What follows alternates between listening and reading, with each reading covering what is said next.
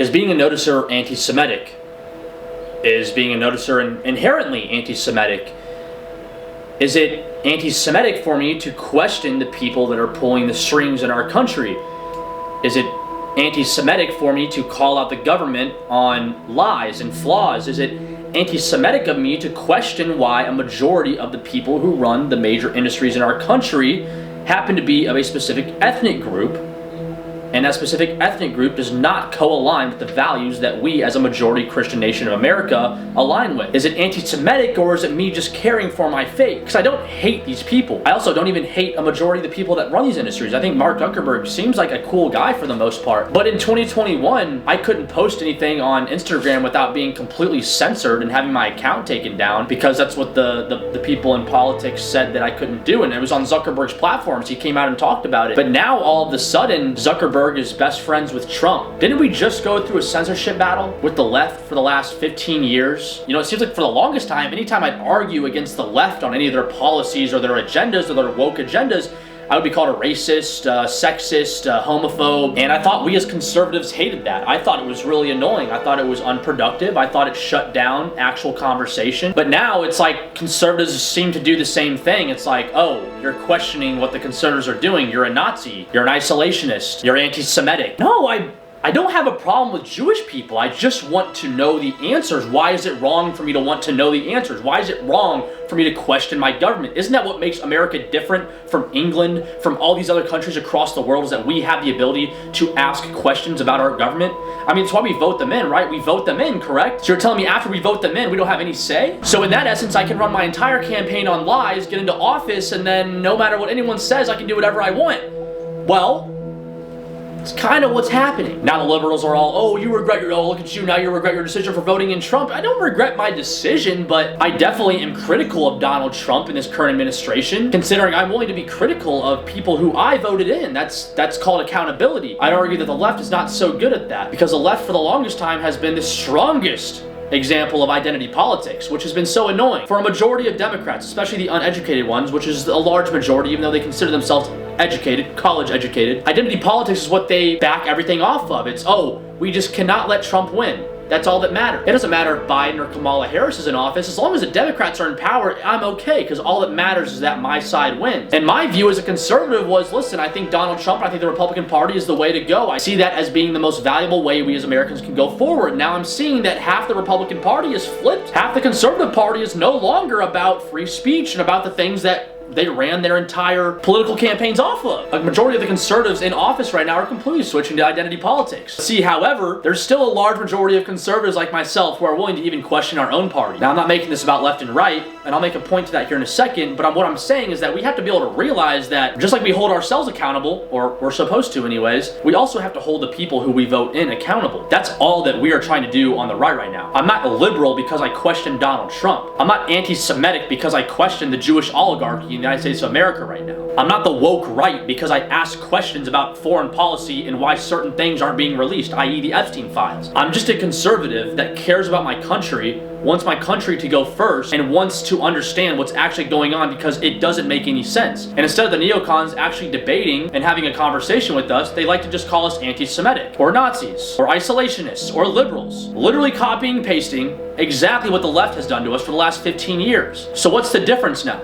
I'll read this verse for you guys. Ephesians 6:12. For we are not fighting against flesh and blood enemies, but against evil rulers and authorities of the unseen world, against mighty powers in this dark world, and against evil spirits in the heavenly places. I said it multiple videos ago, and I've said it again. This isn't a battle of left and right. Whether you're left or right, the same things are happening. It's very clear and evident of that. They want us fighting with each other. They want me fighting with my next door neighbor to distract me from what's going on across the street. There's a very large movement right now, the America First movement, that is starting to wake up to this, and it's a beautiful thing. But we still have 50% of the population as liberals that are so sucked into identity politics that they refuse to bat an eye at what we're talking about. And then you have another half of the conservatives which are moving into this exact same mindset that the liberals have been in for years now, which is identity politics. It is destroying our country. It is destroying what we thought was democracy, but really isn't. And America is soon to face a massive shift because of us. So let's dive into why they may call us anti-Semitic for questioning our government. Because I'm curious. You guys curious too? All right. Let's dive in then. Let's dive in. Come on. If Republicans decide to cower before the likes of neo-Nazis and their propagandizers, They deserve to lose. Hitler admirers, Stalin admirers, Jew haters, American haters, Churchill haters.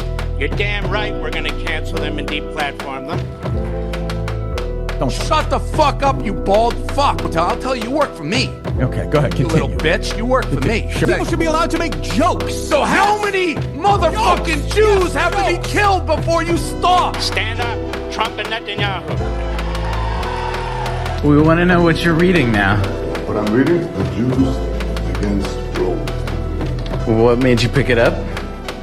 Well, we lost that one. I think we have to win the next one. For the last 10 to 15 years, the left weaponized terms like racist, sexist, homophobic for anybody that questioned their progressive political agenda. It was super annoying, and it still is super annoying because they still do it. Now, what does that actually do? Because it doesn't seem very productive, especially not to a logic-minded person like myself. It does two things. It makes people resentful to the idea in the first place, but it also makes people not care about the accusations anymore. It makes people not care about the situation. When you're overusing a word and calling someone racist all the time when they're inherently not racist, it makes them start to question what racism actually is, thus making it even harder to identify actual racism, making their whole movement and their whole cause harder to fix. There's two psychological concepts I'm going to cover here. They're called the looking glass self theory and then the labeling theory. The looking glass theory states that people form their identity partly based on how others label and perceive them. So for example, if someone is repeatedly called a Nazi, an extremist, a racist, a homophobe, they may eventually internalize that label or lean into groups that accept them after being ostracized. In other words, people become what society reflects onto them. Then the labeling theory. The definition states labeling someone as deviant or bad can push them into actually becoming deviant or bad because of multiple different facts. Society rejects them, opportunities close, they are treated as if the label is true, they find community only among those who are already labeled the same way. This is huge when it comes to explaining what's happening right now with the right. So yes, we're watching the right, the Republicans, make the exact same mistake and the exact same move that the liberals have been making for the past 15 years. The right is now copying and pasting this tactic and literally using it against the supporters of them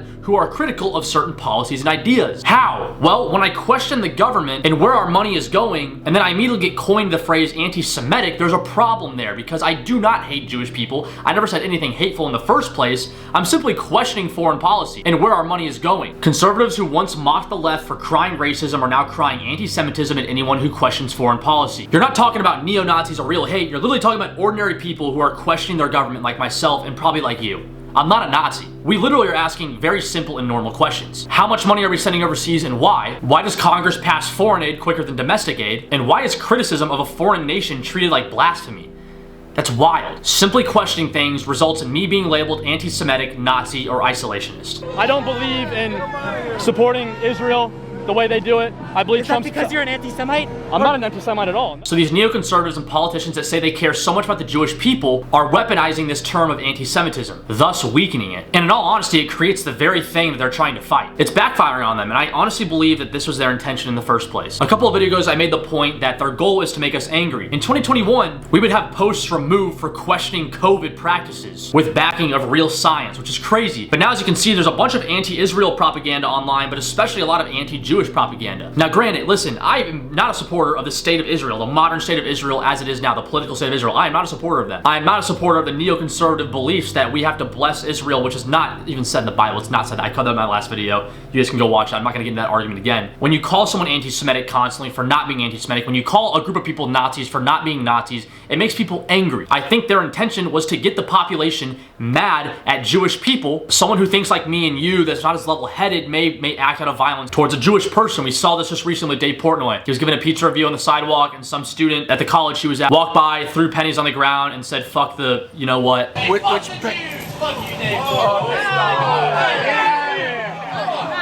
And was that right? No, that's not right. No one should be doing that. That's not okay to do. However, that kid was then put in jail, which is crazy to me because in 2021 we had BLM protesters literally burning down police departments and a majority of them never got imprisoned, which is insane. Anyways, when people get mad and they act out of anger towards these groups of people, it gives the people in charge the ability to pass policy and laws to restrict the actual voices that are speaking logically, like myself, like Tucker Carlson, like many others. We speak with no hatred in our voice. However, we will soon be silenced because everything is labeled anti-Semitism now. Once the first attack against the Jewish people happens, it's going to be, oh, they were radicalized by Instagram and all these podcasters and social media, so we must shut down any kind of anti-Semitism on social media. Well, the problem is they label everything anti-Semitism now. That's not a secret. It's literally what is happening. These people that say they care about the Jewish people they don't. If they did, they would actually go out and try to help these Jewish people. Instead, they are the ones that are combining the Jewish people with foreign policy. And then when a less educated person who's noticing these kind of things comes in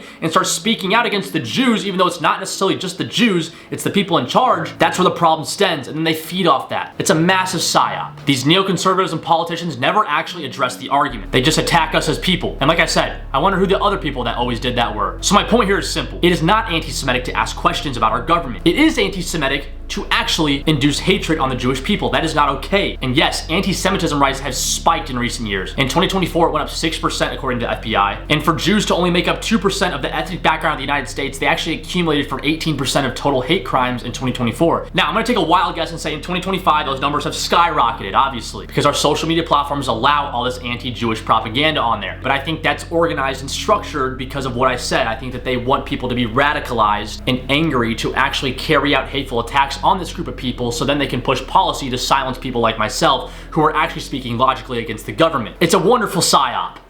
The problem is there's people that notice it. Think logically, do not act out of emotion. We are fighting a very important fight right now. Acting out of hatred towards the Jewish people only fuels their fire and gives them exactly what they were wanting. The Jewish people are not in the wrong here. Do I agree with Jewish values and the Jewish, teachings? No, I don't. I'm a Christian. However, as a Christian, I accept everybody. I pray for everybody. I do not have a problem with anybody, especially for what they believe in. That does not mean that I cannot question the people that are in charge of big pharma, big tech, our government. I can do that without being anti-Semitic. The problem is that our country is all labeled anti-Semitism now. We have to fix this. That this nation under God shall have a new birth of freedom, and that government of the people, by the people, for the people, shall not perish. Before we go any further, I want to make one thing very clear. I'm not attacking Jewish people or any ethnic group at all. This chapter isn't about ethnicity, it's about power structure. It's about the handful of corporations and politicians who have collected and garnered a lot of power in our government currently. First off, what is an oligarchy? An oligarchy is a form of government or power structure in which control is held by a small group of people. And then also, what is a plutocracy? A plutocracy is an oligarchy, but ruled by the wealthy. Money and wealth equals power. Billionaire industry giants, right? Every plutocracy is an oligarchy, but every oligarchy is not a plutocracy. Now, who would be key contributors in a modern plutocracy? Well, big tech, pharma, energy and oil, banks, media, defense, real estate, infrastructure, things like that, the major industries. Now, the AI bubble, you can kind of combine that with big tech, but right there, here's where we have some conspiracy theories popping up. When you look at a majority of these major industries and the major companies at the top of these industries, you start to notice a trend. A lot of the CEOs and the heads of these companies are of Jewish descent. Now, there's nothing wrong with that. It's the same as saying that a majority of leaders are from Christian descent. That is perfectly fine. The question comes in is, where does this match with the American identity, especially when these industry giants are pushing policy on American people?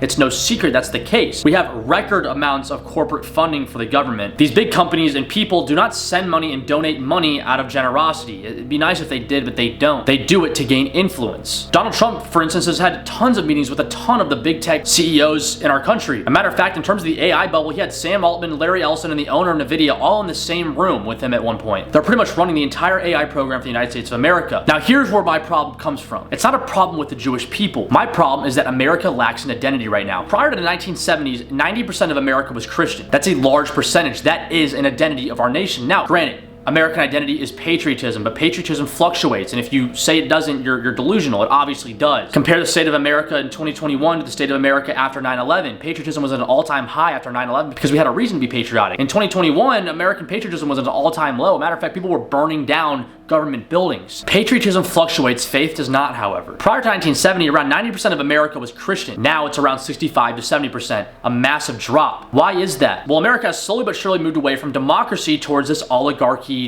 very corporate influence, foreign influenced nation. Lobbying exists at an extreme rate, and the people that own these corporations that are lobbying for the government, gaining influence in the government, do not necessarily match the identity of the United States that got us to this point in the first place. A majority of the people in charge of these companies are of Jewish descent. Now, there's nothing wrong with that, like I said. Before you guys start calling me anti-Semitic, I'm simply stating there's a difference in identities there. There's a reason the state of Israel and the United States of America are two different countries. If we both thought exactly the same, we'd probably be the same country. A country needs an identity to thrive. Without an identity, you fall apart. A marriage needs an identity. A household needs an identity. A sports team needs an identity to win. Without an identity, you fall apart. Now, yes, America is diverse. We have a lot of different identities in our country, but there has to be a core identity to keep us structured. Or else you see people like Omar Fateh gaining massive influence in major population centers. That's okay, but instead of waving around Somalian flags in the United States of America, you should probably be waving around American flags. Assalamu alaikum.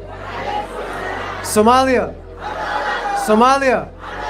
Hiran State. Or Ilhan Omar, who is a US representative, but if you listen to the way that she talks, it really sounds like she hates America. Now, I could approach it in a super conservative way and say, if you hate America so much, go back to your own country. And there's truth in that, because if you're gonna come to our country and try to change us to the country you came from, why wouldn't you have just stayed in that country? We as Americans are open to new ideas. But when Ilhan Omar fails to recognize the atrocity that happened to Charlie Kirk and simply just bases Charlie Kirk's personality off of a few out of context clips that were put together by random people with agendas on social media, and then balances his entire personality off those clips, she's just as bad as anyone else in the United States of America. She probably shouldn't be a US representative. She's not looking into things and making assumptions properly. But I am not going to sit here and be judged for not wanting to honor any legacy this man has left behind. That should be in the dustbin of history, and we should hopefully move on and forget the hate that he spewed every single day. By the way, I was not a big fan of Charlie Kirk. I didn't agree with him on his Israeli issues, obviously, but he was brutally murdered in broad daylight, and he said a lot of good things. He's a good dude. I don't agree with that, and if you do, you're disgusting. All in all, my point is this. When the head of America's AI bubble, Larry Ellison, is the largest funder and donor of the IDF in Israel,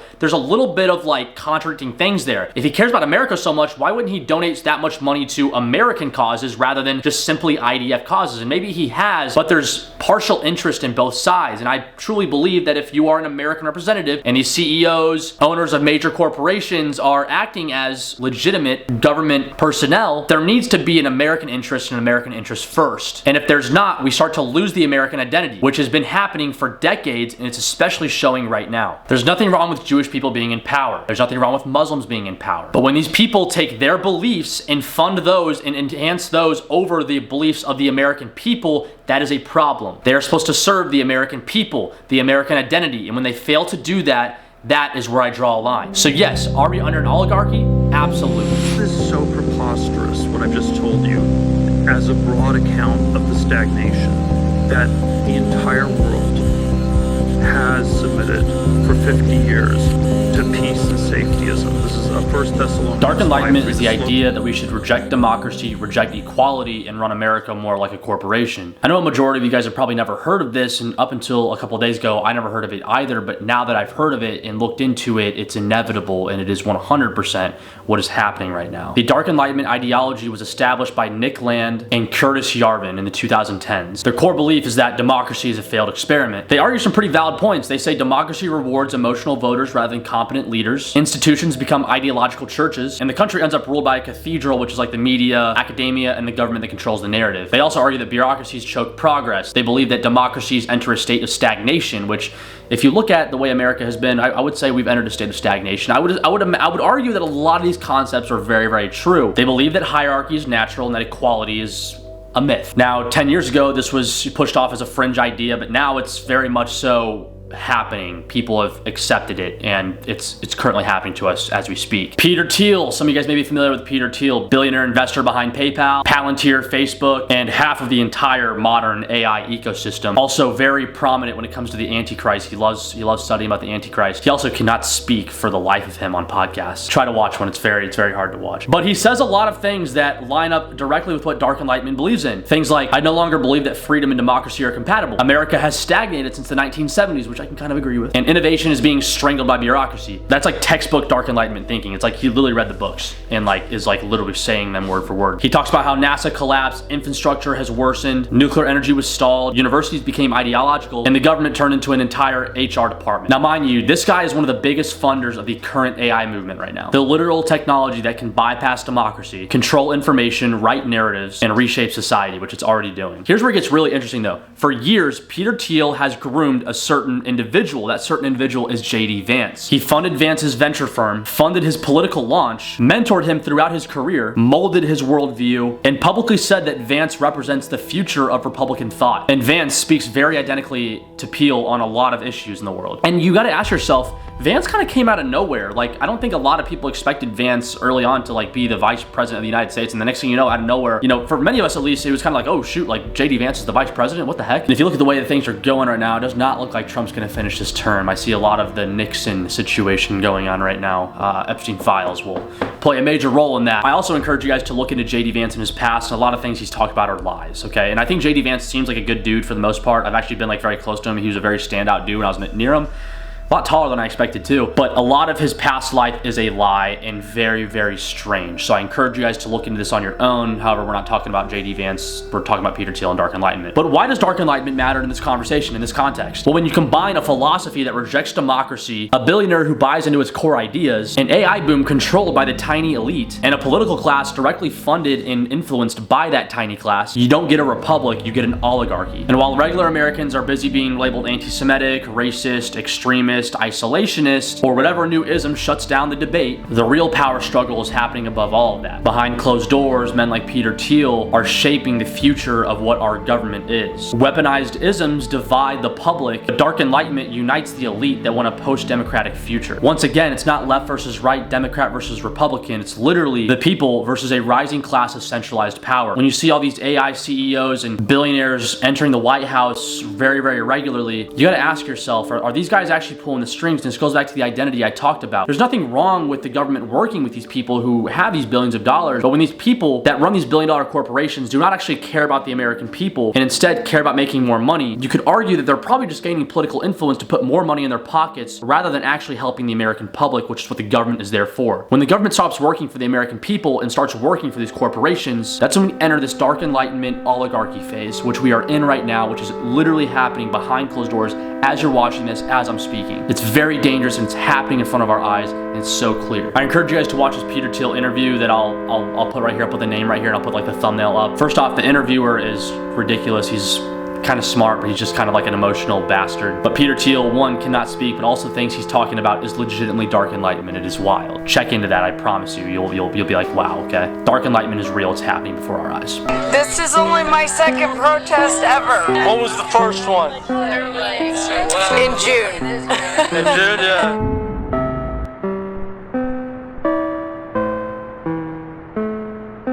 In America today, truth no longer matters, competence no longer matters, accountability no longer matters. All that matters is what identity group you belong to.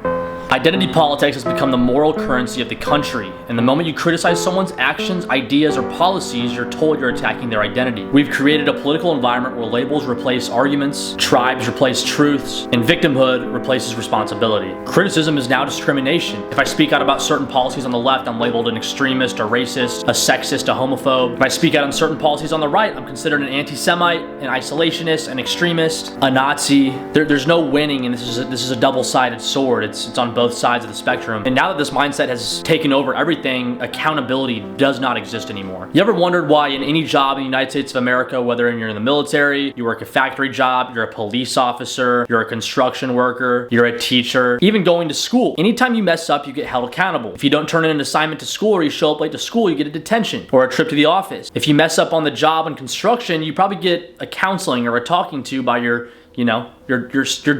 boss, whatever it is. I don't know, I'm not a construction worker. If you're a teacher and you mess up bad enough, you sit in front of a board and they decide whether to keep you or replace you. If you're a coach and you lose too many games, you get fired and replaced. In the Marine Corps, if I messed up, I would either get hazed, I would get a counseling, or if it was bad enough, I'd get an NJP. If you notice, the only group of people in the United States of America that never get held accountable for any of their mistakes are our politicians. They are essentially immune to disciplinary actions. They can do whatever, say whatever, fail as many times as they want, and they never get held accountable. There's something wrong with that. And the fact that we have a country that bases itself off identity politics does not help that at all. For the last 10 years, whenever the Democrats mess up, the entire liberal agenda and followers, 50% of the population, will never call them out on their flaws. The one thing the Republican Party used to be good at was calling out our own flaws. However, there's a reason I'm separating from the Republican Party right now. It's because we're not doing that. It's because the Republican Party has turned into a state of identity politics as well, just like the left. We have crazed 40-year-old Fox News moms and dads who don't think Trump is wrong no matter what because Fox News told them so. It's the exact exact same mindset that liberals fall into with CNN and MSNBC. It's the exact same thing, just on the opposite side of the spectrum. And if you disagree with me, then you're likely brainwashed and falling into that category I'm talking about.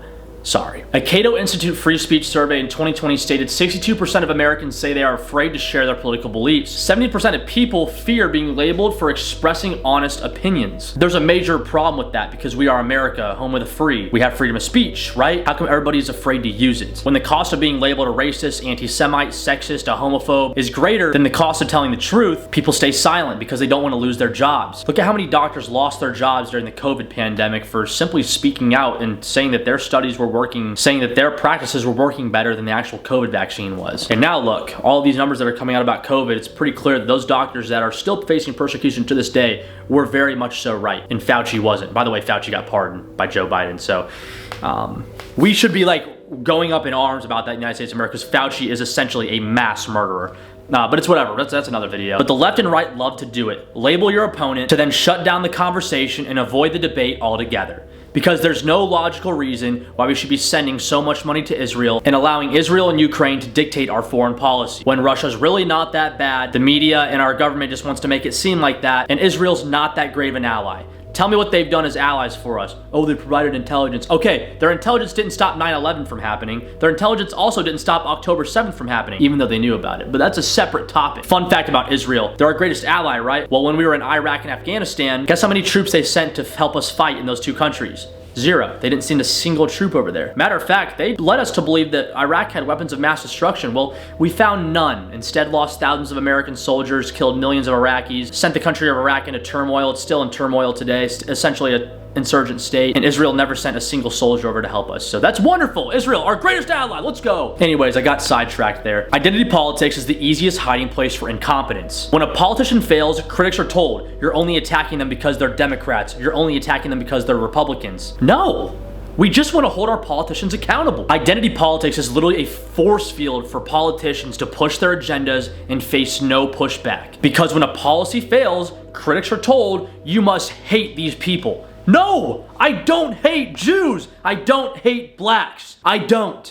These policies don't work. Defunding the police does not work. Sending more money to Israel does not work. Identity politics is a very dangerous thing because all it does is breeds extremism. Because like we talked about in chapter 1, you spend long enough calling someone something, they're eventually going to become that thing. And identity politics rewards victimhood. And victimhood, all it does, playing the victim card, all it does is weaken the people that are playing the victim. It gives you a reason to not maintain self-accountability. It gives you a reason to make excuses. Granted, there are things that happen to certain groups of people. There are people that are not put on an even playing field at times. As much as I wish we were all created equal and all on an equal playing field, it's not the case. But entering a fight with the mindset that I am warranted something simply because of my skin color or my religion or my background as an American only weakens your chance of actually succeeding in whatever you're trying to do. If you've ever played football, you realize don't feel sorry for yourself. Go out there, forget about the bad play, and make the next play. I think more Americans just need to play sports in their lives because maybe like that would wake them up a little bit. I don't know. Or maybe just join the Marine Corps. A lot of you guys like talk shit about like, you know, America and all this, and just go join the Marine Corps.